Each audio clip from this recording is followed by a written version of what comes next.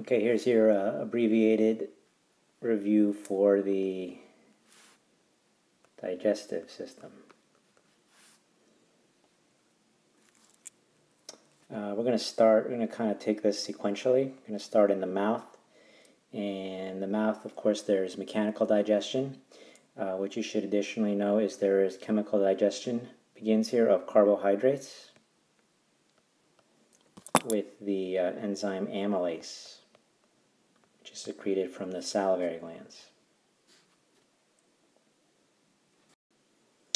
From there we move to the pharynx. I don't think you have to worry too much about the pharynx. And then into the esophagus. Esophagus is where the smooth muscle propulsion begins that occurs in the GI tract, and that is called peristalsis. And that continues all the way to the large intestine, to the end of the journey of the food that enters your body. After the esophagus, we enter the stomach. A couple of things here. Certainly a center for mechanical digestion. Talked about the 3 layers of muscles for churning the food up into liquid chyme. Also, in the pit, the specialized cells located there, parietal cells and chief cells. Recall that chief cells secrete pepsinogen. Actually, I didn't really focus on this term, but it's actually pepsinogen,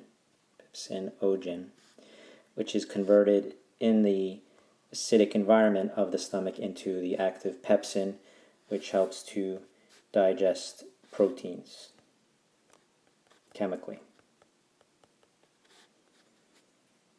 And the parietal cells ending in the L secrete that acid, which is hydrochloric acid.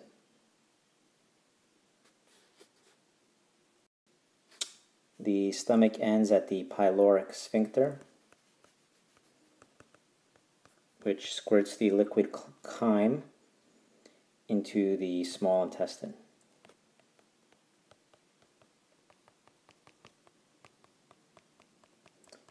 In the small intestine is where absorption takes place, and that's helped along by the villi, which are present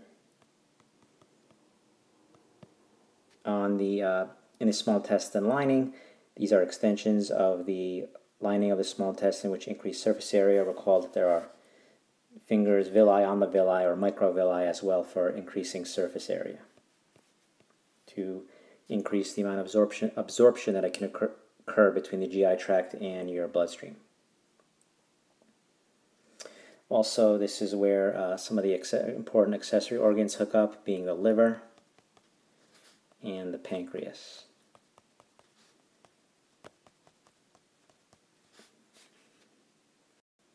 The pancreas, or I should say the liver, was noteworthy in its production of bile, which is stored in the gallbladder and released to the small intestine, which aids in the digestion of fats.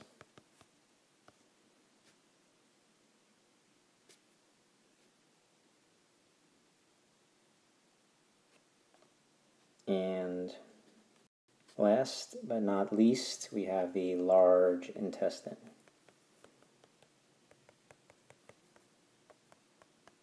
Named because of its diameter, not its length. In the large intestine here, the major function is the reabsorption of water.